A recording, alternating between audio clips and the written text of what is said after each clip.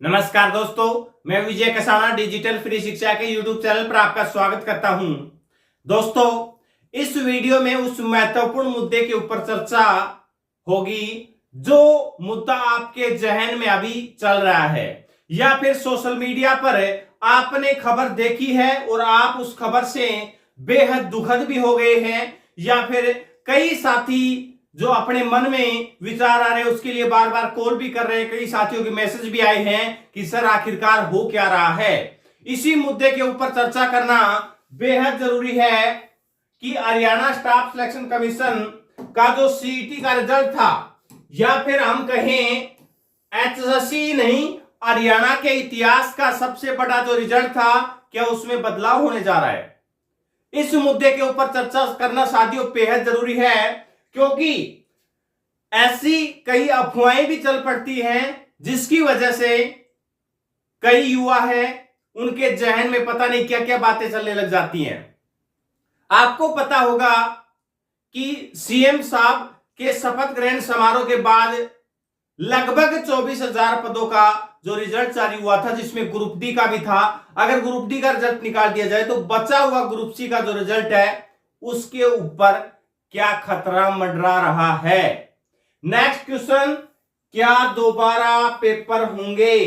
यानी कि क्योंकि कई जो कॉल आए हैं या फिर मैसेज आए हैं उनमें बार बार यही क्वेश्चन पूछा जा रहा है कि क्या दोबारा एग्जाम देने की संभावनाएं बन सकती हैं या फिर जो सिलेक्ट हो चुके हैं, क्योंकि जो नौकरी पा चुके हैं उन युवाओं के मन में कहीं ना कहीं ये एक बात कचोटती है अपने आप को कि अगर दोबारा एग्जाम होंगे तो उनकी तो तैयारी भी नहीं चल रही है, क्योंकि वो फिलहाल जो ड्यूटी कर रहे हैं तो तैयारी में वो अपने आप को समय नहीं दे पा रहे हैं।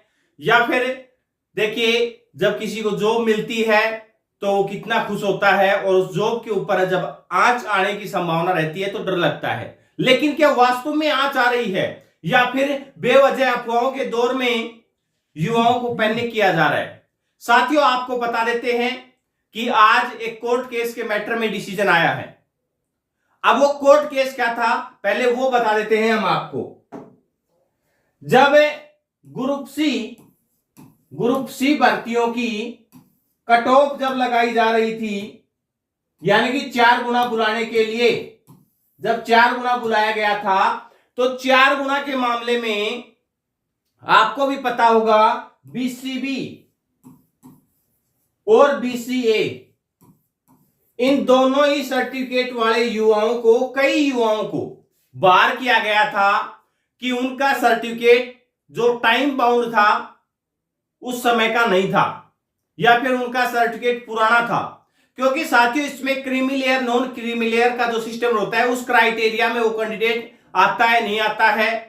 तो जिस साथी ने ओल्ड सर्टिफिकेट अपलोड कर दिया था उनको 4 गुना में कंसीडर नहीं किया गया था।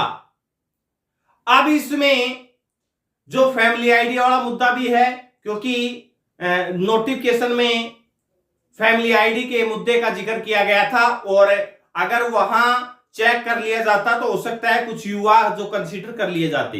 अब उन युवाओं ने कोर्ट केस कर दिया। अब इसमें भी 2 तरह के कैंडिडेट हैं। एक तो वो कैंडिडेट हैं जिन्होंने, जैसे एक ग्रुप की लिस्ट आई और अगले ग्रुप की लिस्ट में, जैसे भी पहले ग्रुप 1 और 2 की या कौन से ग्रुप का जिनका भी एग्जाम था 56-57 से पहले, तो उन ग्रुप्स की लिस्ट आई तो 56-57 वालों को पता लग गया था कि उनके साथ भी यही होगा, इसलिए उन्होंने पहले ही केस कर दिया। यानी कि उनका जब ग्रुप में नाम नहीं आया तभी उनका केस कर दिया गया। उनके केस में उन्हें रिलीफ यानी कि पिटिशनर को एग्जाम में बैठने का मौका दे दिया गया था, तो वो साथी एग्जाम दे चुके हैं। अब कई इसमें ऐसे भी साथी हैं जो एग्जाम होने के बाद कोर्ट में गए हैं और उन्होंने केस कर दिया। अब रिलीफ तो उनको भी मिल गया है। यानी कि अब तक जिन जिन युवाओं ने केस किया था उनको रिलीफ या उनको जो मौका दे दिया गया इस भर्ती में कंसीडर करने का, लेकिन इसमें मौका मिला है सिर्फ और सिर्फ पिटिशनर को। इसीलिए एक क्वेश्चन तो आपका यही समाप्त हो जाता है। कौन सा क्वेश्चन? दोबारा एग्जाम का, कि क्या दोबारा एग्जाम होंगे? तो साथियों, दोबारा एग्जाम होने का सवाल ही नहीं उठता। दोबारा एग्जाम होने का सवाल ही नहीं उठा। इसलिए ये क्वेश्चन तो आपका क्लियर हो गया होगा, किसी के भी मन में डाउट चल रहा है तो सिर्फ पिटिशनर को बेनिफिट मिलेगा। अब क्योंकि फिलहाल जो बातें आ रही है वो मौखिक तौर पर कही गई बातों के अनुसार कहा जा रहा है, क्योंकि ऑफिशियल ऑर्डर आना अभी बाकी है। ऑफिशियल ऑर्डर आने के बाद इस मुद्दे के ऊपर और भी चर्चा करेंगे।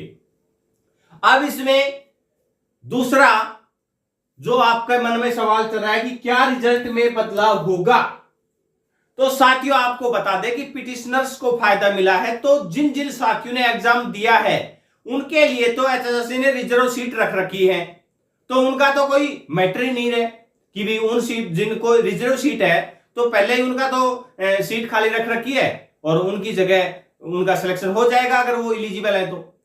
अब बात आती है कि जो एग्जाम नहीं दे पाए हैं उन युवाओं के लिए, तो उनके लिए आपको बता दें रिजल्ट में जिन जिन साथियों का रोल नंबर आया है उनको हटाया नहीं जाएगा, क्योंकि काफी ऑप्शन है साथियों। ये मैं किस लिए कह रहा हूं, ऑप्शन नंबर एक तो वेटिंग लगनी थी, वेटिंग की जगह उन युवाओं को लगाया जा सकता है। एक एचएसएससी वैकेंसी बढ़ाकर भी उन्हें एडजस्ट कर सकती है, यानी कि कई ऑप्शन हैं। हरियाणा स्टाफ सिलेक्शन कमीशन के पास कई ऑप्शन रहते हैं, इसीलिए जो युवा फिलहाल सिलेक्शन पा चुके हैं उन्हें चिंता करने की अभी तक कोई भी जो इंफॉर्मेशन मिल रही है उस हिसाब से चिंता करने की जरूरत नहीं है। एडजस्ट करने के कई ऑप्शन रहते हैं। और फिर वेटिंग जो लगाने की चर्चा की जा रही थी, तो वेटिंग में जितनी वैकेंट पोस्ट रहेंगी उनकी जगह इन नए कैंडिडेट्स को जो पिटिशनर हैं जिनको रिलीफ मिला है उनको एडजस्ट कर दिया जाएगा। तो फिलहाल घबराने की कोई जरूरत नहीं है, और भी कई ऑप्शन रहते हैं जिन सभी पहलुओं पर हरियाणा स्टाफ सिलेक्शन कमीशन विचार कर सकता है। और दूसरा, अभी तो एचएसएससी डबल बेंच में जा सकता है इसके खिलाफ। जो फैसला आया है जिसमें पिटिशनर युवाओं को जीत मिली है तो उनके खिलाफ अभी डबल बेंच में जाने की संभावनाएं हैं। बाकी क्या होता है वो सब बातें भविष्य के गर्भ में हैं, और अभी ऑफिशियल ऑर्डर में क्या आता है उसके बाद आपको और इंफॉर्मेशन दे दी जाएगी। उम्मीद करते हैं हमारी सारी बातें आपको समझ में आ गई होंगी। फिर भी अगर आपको कोई डाउट है तो आप कमेंट करके पूछ सकते हैं। ऐसे ही भर्तियों से रिलेटेड अपडेट आप तक पहुंचाते रहेंगे। धन्यवाद।